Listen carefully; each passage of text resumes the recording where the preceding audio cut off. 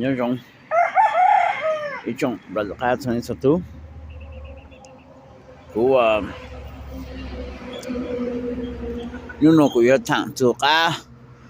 弄ไก่ลูกฮะก็พอลูกเนาะโอเคฮะก็น้องไก่หมีฮะก็พอหมีแม่อยู่จุดนั้นจงเนาะโอเค whoever has the bigger guns bigger balls ลูกขี่ลูกตัวฮะหนึ่งจุ公主蒙路ตัวเนาะโอเคฮะนี่เราเอโตป้องยาลูกเนาะโอเค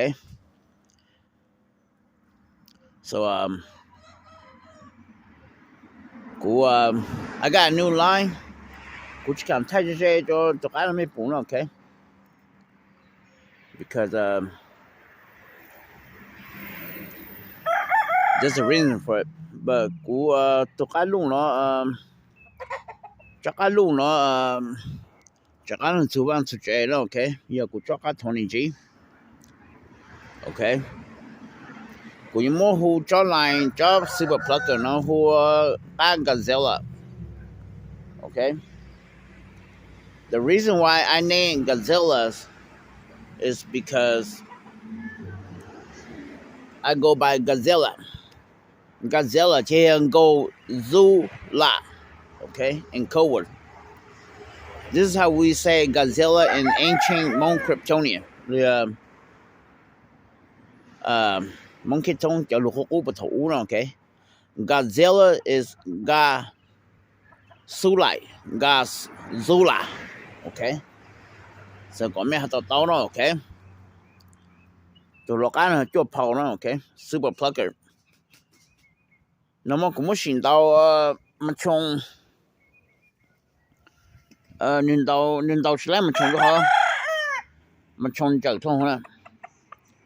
So มาชงลูกมวยโจเห็นน่ะมาชงว่ากับพม่าฮะก็ Super Plugger โอเคนะ So รุ่นจูจะมาชงยังละหมอแต่งเป้าตะขอละพอเท่าที่เปลจะมาชงเชาตื้อจีเปลซึ่งมาชงปุ่นจ้าต้องมาชงเลยนะโอเคแต่是就干个这了你到马当上干上去 The only thing bad thing about 做干路了就碰到要你จะตี其中哈你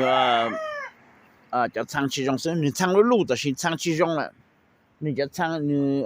跑哈你去得到了 okay so this is my next breeding program okay I'm gonna breed 干的路是来干一跑就跑是 okay So this is my next breeding program in Kucholine channel. You can move who can Godzilla, okay? Kana cho brother couple. Cha can Godzilla nó mà ni chăm phò lu ha ni nong kai lu hi no, okay? So kana cho me pao no, okay? Nó mà me cho brother cá me chủ yếu cá mà me chủ yếu cha cá phò lu ha nong kai lu so How can you tell if ก็ต้องกะน้องไก่ลูกเลยพอลูกเนาะโอเคน้องมาแม่จูหนูหอกว่าน่ะถ้าแม่หนูส่วนหนูไปแม่จูเพนะไอ้แม่หนูใหญ่ก็สินี่จะเพยิ่งจริงตัวทั้งชีวิตอ๋อ You don't have to be an expert แค่ก็จะหนูพลือใหญ่หนูหอกว่าซะจีอย่างนี้จะน้องลูกเลยน้องไก่ลูกchỉ có ý nhau chú cái học của sẽ nó học của những cái cả trên từ nó từ bây giờ phải drop cho tao chịu có phán tệ là có trận đi tệ nó lên nó okay so cuộc sang khang nó cho chậm lại cả mấy bao hay cho cái nó cày mí ha phò mí nó chơi mấy chú bao uo chỉ mấy chú sẽ mìnhจะphải tệ nó okay nuôi mới thì bây giờ cái này có cụ chắc là mình recap ở video khácไม่จูเพตนะ more artificial insemination but กูชมเลยจะไทยกูนะ so if I could find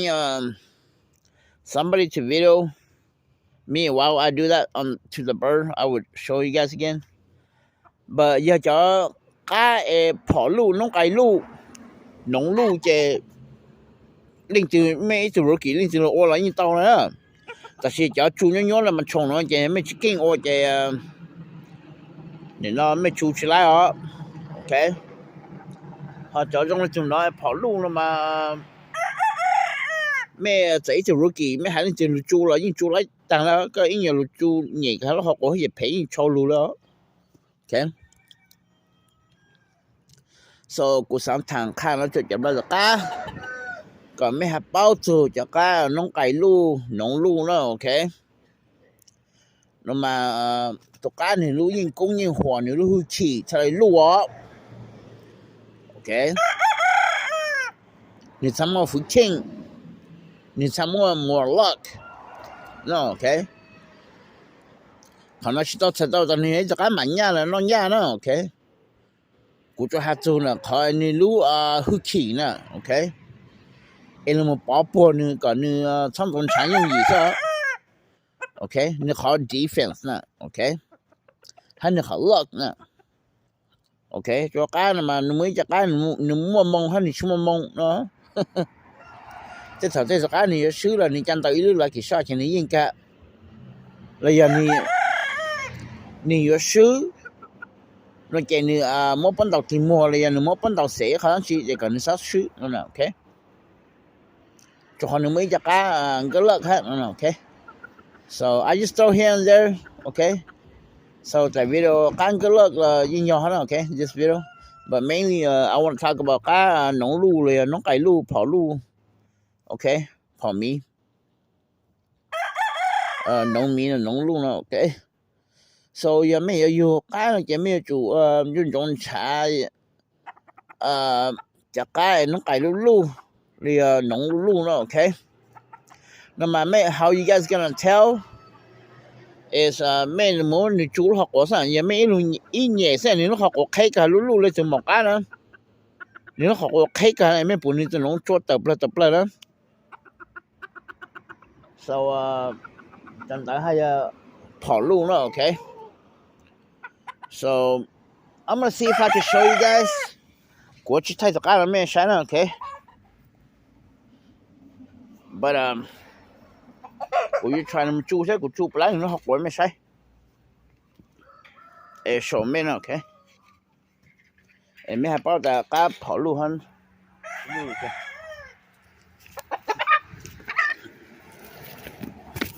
哦好急这干了它cái là thật rồi của linh thay xí chè sao cũng thay bắt đầu trong nè OK ta sẽ của sống mấy nó ayo của linh xí chè của chú lại chú mới sai nè OK chú cái là của nè OKไม่ใช่นะบราตะการโอเคตะการหนองลูกนะมาไม่ปู่เฮากูจู้เนาะไม่ปู่เฮากูอ้นแล้วจะนี่นุเขาก็นี่เขาก็ตับปลาเลยนะโอเค so กูมา try อ้นดิกูออกไปเลยตะการจริงๆโอเคตะการหนองลูกนะมาOh shoot. I'll take the gun deep on. Oh. Talk on it though. Yeah, I don't know if you guys can see it.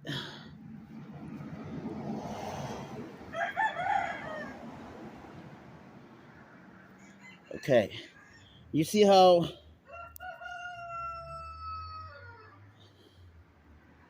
Okay. Cái nóng luôn là mấy chu mà như tẩy lên nó là OK so chẳng cái nóng luôn là mấy chu mà đừng nóng như tẩy nên nó đó I don't know you guys can see it OK nên nó sao OK như tụi nó tẩy lắp luôn nó cho nó mấy chu nó mà phải ha tẩy đó OK so 就家农路了嘛跑路了嘛弄改路了嘛没住这你都容易得不了你路รักจำนะ你找了拉好了 OK 但是还没住好要你จะ陪进住那个你走农路了你弄改去路喏就可以在家了嘛农路但是你陪着弄改就咪咪矮这咪咪多喏这路了路从家是喏你咪咪矮是哦 OK so it's not always true that 跑路农路弄改有路好 OK but most of the time 要农路这弄改有走路了哈呢 OK but how you gonna verify it is 没他们你做不呢没有人找了一位就好没嘛么nhẹ呢这你有做到一陪人到那你学过那你就弄好呢 OK 看了就จับแล้วก็ไม่หับเป้าถ้าจะไม่จุนชาจะก็น้องไก่ลู่ๆให้ผอลู่ซะน่ะมาจะก็นี่ลู่คือขี่ลู่ๆให้อ๋อโอเคจะถอก็มาจะก็เจอต่อซะนะ next to จะก็นี่คือขี่ลู่อ่ะจะก็ต่อไม่ใช่จะนี่去说讲述哈你表演输着你去说讲述了如果你ใช้จะก็ลู่คือขี่แล้วนะโอเคกูสังขารเนาะจะจับแล้วก็ไม่หับเป้าลงมันช้าอยู่จะก็น้องไก่ลูกให้น้องลูกเนาะโอเคไม่หา more chance of more good luck โอเคให้นี่เขา defense ยงหินเนาะโอเคคันแล้วจะจับแล้วก็เป้าก็ไม่หับเป้าฮะ not only that也没都老没见动到这没那侬就陪了好做做毛什么 OK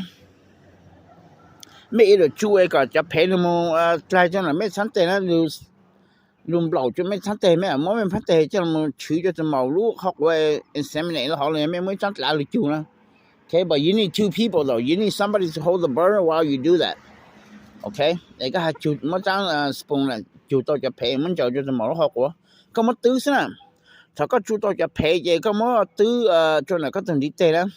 ก็นึงเปล่าก็ถึงดีเตก็มันจะก็มันจะมึงถั่วตื้อชอจนหมอhọc củaเจน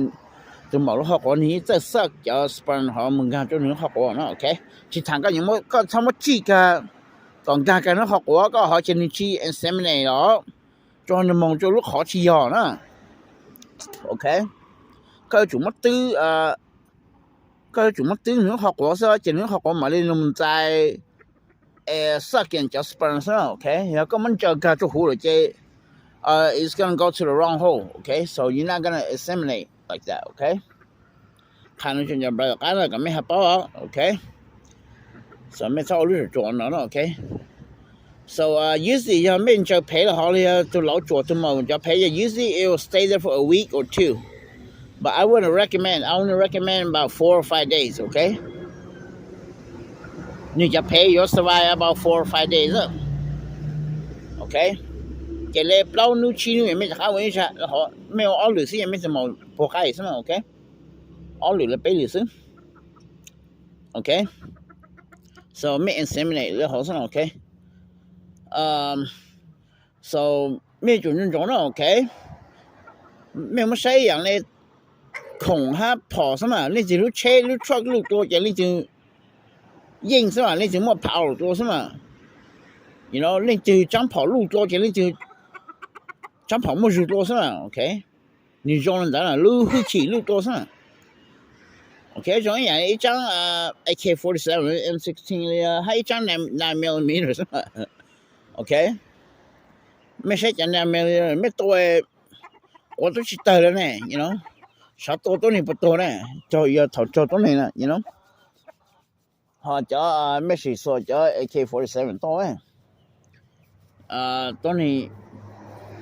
มันจะ不就要个的 OK so กูสำคัญ的ฮะคัน的现在ก็แม่เป้าจะการมันมีสักการน้องไก่ลูกๆให้น้องลูกๆเนาะพอลูกเห็นเนาะให้ซะมาพอมีไอ้อยู่สิจะการน้องไก่มีไอ้ให้พอมีไอ้นะมาไม่ชูเพยญัวโอเคให้ไม่จะกายไม่去什么做不ไม่ตู门道也没ชูเพยเนาะใช่มั้ย You guys can do while he's conditioning and going to the game.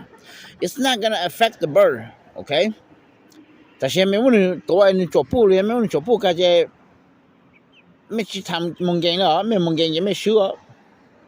okay ยังไม่จะ老做不 within that 2 months or 3 months 比赛的根本ก็จะการ做不กันนู่นน่ะแล้ว next month ก็จะมันต่อจะก็输了ก็จะการ什么用了他呢皮张红了 okay 容易有这个不人活有个没有但有这个不样就你皮张红了Okay, so ไม่จะโอจีไม่เป้าเนาะแค่จะโทรมาบ่จริงๆแต่คือไปจะโอนจันนี่เนาะไปยิงเป้าเนาะ Okay, so ดักพอลูกก็พอมีน้องไก่ลูกน้องไก่มี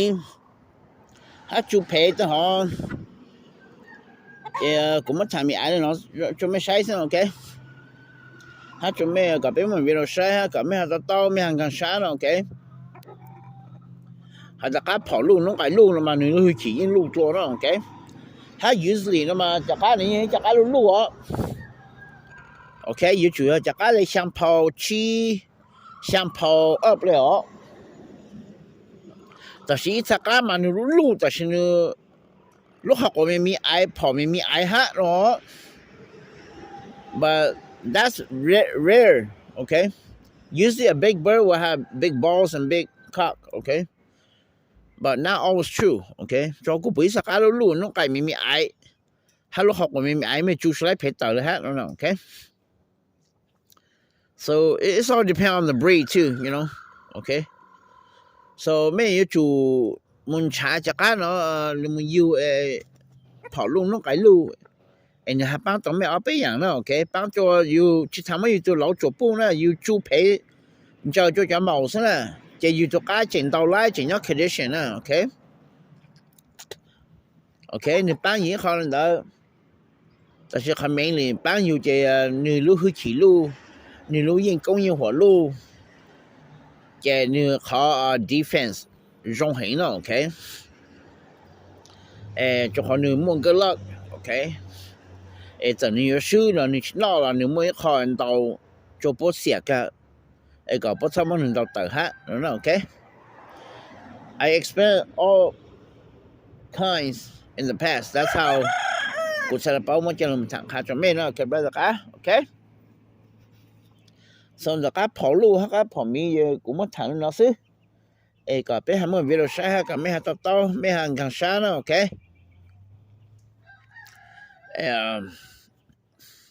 我认得了，我想做一考中了，大家就 skill 呢 ，OK。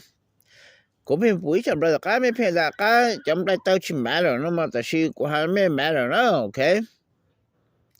没什么奥多家一顿不来到奥多家路一样嘛一样呢，一顿不来到用上，一顿不来到配呢，没什么做人吧，要加奥多是跑个加还多咩 ，OK。一般咩没有这到个这个是上这个多长个嘞是呢也个去多一个多是呢没是啥咩都会真 still standing 呢也这个你们不来到用多嘞都会不来到被配哦 OK 没 Tesla 或者没包是吗 OK 没么奥多个没去用了 OK 没去这么干呢伊人没办过得了去办过得了没么找破强迫找都是跑个一顿搞干了 OK 没是啥么都 still standing 也都不来到用唱音 they still standing 哇都不来到去用不会安了 OK so 没讲没骗咱们来再去买了但是 cú là the creator ha cú yêu cái này là cú bao cho OG in bao là ta sai cho OG mà in chính cho họ xem lại tờ đó ok yam lại tờ chỉ trong pay ya bớt chỉ yêu là ha là bớt chỉ cho mình kinh ha là ít sao OG mà cú kể nó mà picky nó mà bớt xem lại tờ ha ông đây bớt cho bớt cả mình kinh nữa sẽ bị chúng ta tờ rong bữa vậy chúng ta tờ lo nha ha ya bố mông ha ok cũng muốn chạm giáo sư bên mà sinh dịch rồi thì là cái gì nè nhớ rồi mấy